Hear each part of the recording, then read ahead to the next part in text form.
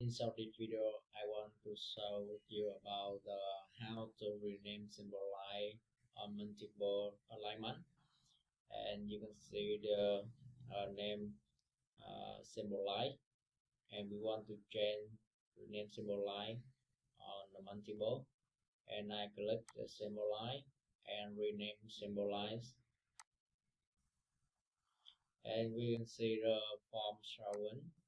And we click alignment or click on this drawing and symbolize rope and the star or the end alignment, and with the number star service or reference I want to change this reference A, surface A, reference C, and keep symbolize control and select multiple alignment or only alignment.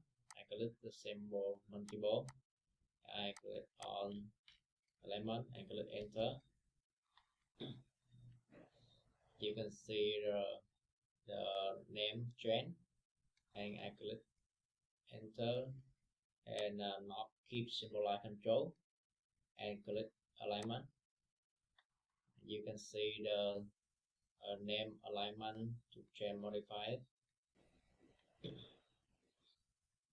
I change order at the second alignment, and now keep control and click the P and north surface and click alignment. You can see a lot symbol line rename